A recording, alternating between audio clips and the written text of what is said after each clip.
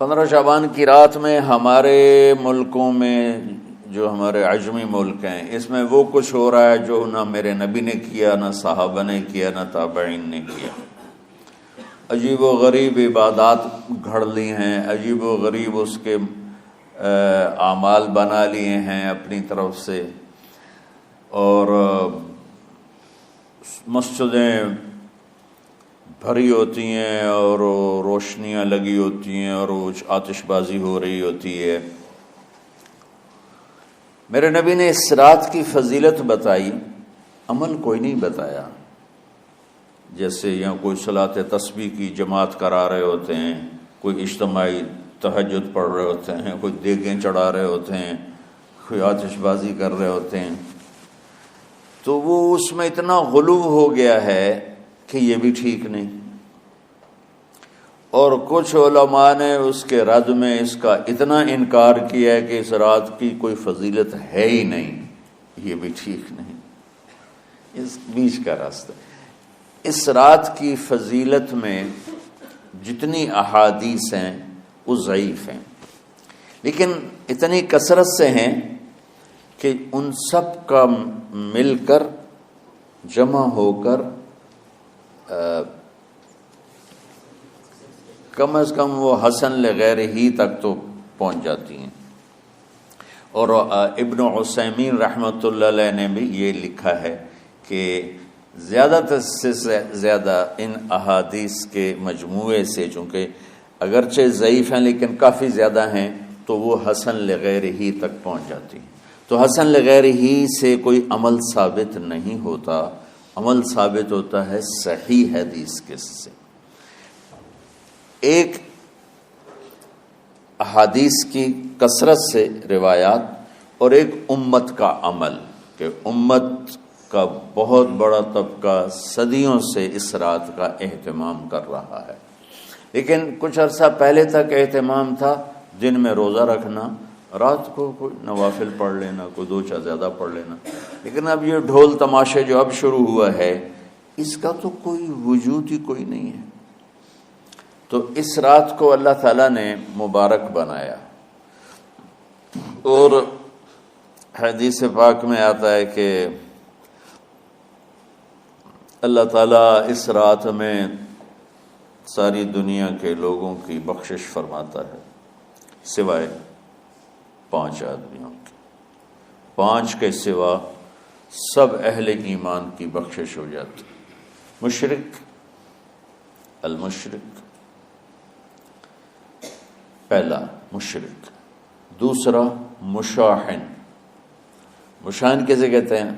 دل میں بغض رکھنے والا، کینہ رکھنے والا۔ تیسرا مسبل ازارہ، اپنے پاجامے شلوار چادر کو ٹخنوں سے نیچے تک لے جانے والا، لیکن ایک شرط کے ساتھ کہ وہ تکبر کی وجہ سے ہو، سستی کی وجہ سے ہے، غفلت کی وجہ سے ہے۔ چونکہ جب آپ نے ایک مرتبہ اس کے بارے میں بات کی تو حضرت ابوبکر صدیق نے کہا یا رسول اللہ، میری چادر، عرب چادر باندھتے تھے جیسے ہمارے پنجاب کا لباس چادر تھا، اب وہ کم ہو گئے، ہماری تو بزرگ عورتیں بھی اور مرد بھی سب چادر باندھتے تھے، شلوار کا تو کسی کو پتہ ہی نہیں ہوتا تھا ہمارے بچپن میں۔ یہ تو پھر آہستہ آہستہ جب تعلیم آئی تو شلوار دیہاتوں میں بھی اور شہروں میں عام ہو گئی۔ تو اگر وہ اس لیے لٹکا رہا ہے کہ طبیعت میں تکبر ہے، پھر اس وعید کا وہ حقدار ہے۔ اگر ویسے اس کی نیچے جا رہی ہے تو میرا مالک ایسا، وہ تو ہے ہی رحیم و کریم، ہے ہی رحیم و کریم، ہے ہی رحیم و کریم، صرف شلوار نیچے لٹکانے سے وہ اتنی شدید سزا دے۔ اگر اس کے پیچھے تکبر ہے، پھر ہے، یہ تکبر نہیں ہے تو انشاءاللہ وہ اس سے محفوظ ہوگا۔ تو اپنی چادر کو لٹکانے والا، لیکن بشرط تکبر۔ کتنے ہو گئے؟ عاق لوالدیہ، ماں باپ کا نافرمان، نافرمان ایسا کہ دکھ دینے والا. چھوٹی موٹی اونچ نیچ تو ہر بچے سے ہو جاتی ہے، نہیں، جن نے والدین کو ٹکڑے ٹکڑے کر دیا ہو اور ان کو دکھ دے دے دے دے کے ان کا سینہ چیر دیا ہو. چونکہ آپ کہتے ہیں پرزے پرزے کرنا کسی چیز کو، تو اپنے دکھ دے کر اپنی بدتمیزی کے ساتھ اس نے ماں باپ کا دل زخمی کر دیا ہو، ایک یہ نہیں معاف ہوتا. 5واں مدمن خمر، مسلسل شراب پینے والا، مستقل جو شراب کا عادی ہو. ان 5 کو مؤخر کر دیا جاتا ہے. معافی نہیں ہونے کا مطلب یہ نہیں کہ اللہ تعالیٰ کبھی معاف نہیں کرے گا.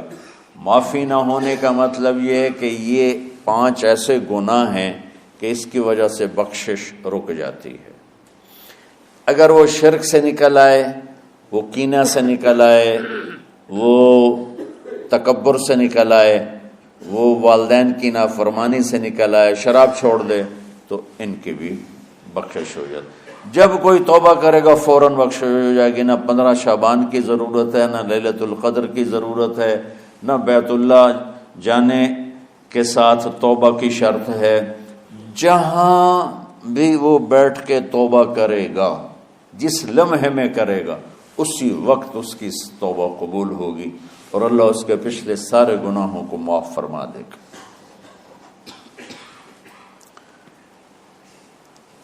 دن کا روزہ، رات کا قیام، زیادہ زیادہ قیام سے مراد نوافل ہیں. کوئی گھر میں پڑھ لے، کوئی مسجد میں پڑھ لے. نوافل، نفلی عبادات گھر میں ہی افضل ہوتی ہیں. میرے نبی سنتیں ہمیشہ گھر سے پڑھ کے آتے تھے. تہجد اپنے گھر میں پڑھتے تھے، مسجد میں نہیں پڑھتے تھے. سوائے اعتکاف کے آپ اپنے نوافل سنتیں سب گھر میں پڑھتے تھے اور مسجد میں صرف فرض آ کے ادا فرماتے تھے. اور اس کے بعد بیٹھنا ہوتا تھا تو بیٹھ جاتے تھے، اٹھنا ہوتا تھا تو اٹھ جاتے تھے. تو اعتدال اللہ کو ہر چیز میں پسند ہے. دنیا جو مختصر ہے اس میں کیسے پسند نہیں ہوگا؟ آخرت جیسے معاملے میں بھی اللہ ہم سے کہہ رہا ہے اعتدال، امتن وسطا. ایسے عیسائیوں کی طرح ترک دنیا بھی نہ کرو، یہودیوں کی طرح دنیا کے پیچھے نہ پڑ جاؤ. رزق حلال بھی کماؤ، اپنے بچوں کو بھی دیکھو، اپنے فرائض کو بھی دیکھو جو دنیاوی ہیں، اور اللہ سے بھی اپنا معاملہ ٹھیک کرو اور درست کرو. بعد کے زمانے میں صحابہ کے بعد سے ہی ایک انتہا پسندی امت میں آئی. ساری ساری رات جاگنا. فلاں بزرگ تھے وہ رسے سے اپنے بالوں کو باندھ لیتے تھے کہ نماز پڑھتے پڑھتے جب نیند آئے اور جھٹکا لگے تو رسے سے بندھے ہوئے بالوں سے اس جھٹکے سے تکلیف ہو اور ان کی آنکھ کھل جائے اور پھر نفلوں میں شروع ہو جائے. ایک فلاں بزرگ تھے وہ اپنے آنکھوں میں نمک کا سرما لگاتے تھے تاکہ آنکھیں جل جائیں، اس میں وہ جلن پیدا ہو جائے اور نیند اڑ جائے. یہ ایسے واقعات بھرے پڑے ہیں. فلاں بزرگ تھے، انہوں نے 30 سال عشاء کے وضو سے فجر کی نماز ادا کی. یہ اپنی جگہ پہ بزرگی ہے، لیکن یہ بھائیو یہ دین ہم پیش نہیں کر سکتے. فلاں بزرگ تھے وہ 30 سال سے ستو کھا رہے تھے کہ روٹی کھانے اور ستو کھانے میں 70 دفعہ سبحان اللہ کا فرق پڑ جاتا ہے. تو روٹی کھائیں تو 70 دفعہ سبحان اللہ کم کہہ سکتے ہیں، اور ستو کھائیں تو 70 دفعہ سبحان اللہ زیادہ کہہ سکتے ہیں. تو لہٰذا ان کا مجھے تو 30 سال ہو گئے، میں تو ستو کھا رہا ہوں، میں تو روٹی نہیں کھا رہا. یہ دین نہیں ہے. یعنی یہ وہ دین نہیں جو ہم انسانیت کو پیش کر سکتے. یہ تو لوگوں کو دوڑانے والی بات. یہ راہبانیت کی شکل ہے. یہ وہ دین نہیں جو ہم لوگوں کو پیش کریں گے تو وہ کہیں گے واہ واہ واہ واہ کیا دین ہے بھائی، قبول کرو. یہ ایک قسم کا غلو آیا. میں ایک حدیث سناتا ہوں، بخاری شریف میں بھی ہے، مجھے اب ہر شے بھول گئی، لیکن وہ ہے نہی الغلو، اس طرح کر کے آپ لوگ زیادہ جانتے ہوں گے جو پڑھ رہے ہیں کہ غلو سے نہیں۔ حدیث آپ کو سب کو یاد ہوگی کہ 3 صحابہ آئے اللہ کے نبی کے گھر اور پوچھا کہ اللہ کے نبی رات کیسے گزارتے ہیں؟ تو گھر والوں نے کہا سوتے بھی ہیں، جاگتے بھی ہیں، کھاتے بھی ہیں۔ تو وہ تینوں آپس میں کہنے لگے وہ تو نبی ہیں، سوئیں بھی تو کوئی بات نہیں، اور شادی ہے کوئی بات نہیں، ہم تو نبی نہیں، ہمیں تو کچھ کرنا چاہیے۔ ایک نے کہا کہ میں ساری زندگی روزہ نہیں چھوڑوں گا، ایک نے کہا کہ میں ساری زندگی سوؤں گا نہیں، ایک نے کہا میں ساری زندگی شادی نہیں کروں گا۔ تو دیکھنے میں تو واہ واہ کیا بڑی بزرگی ہے بھائی، بڑے بزرگ ہیں۔ ہمارے نبی کو پتہ چلا آپ نے تینوں کو بلا لیا، کہا تم مجھ سے زیادہ اللہ سے ڈرنے والے ہو، میں تم سے انا اتقاکم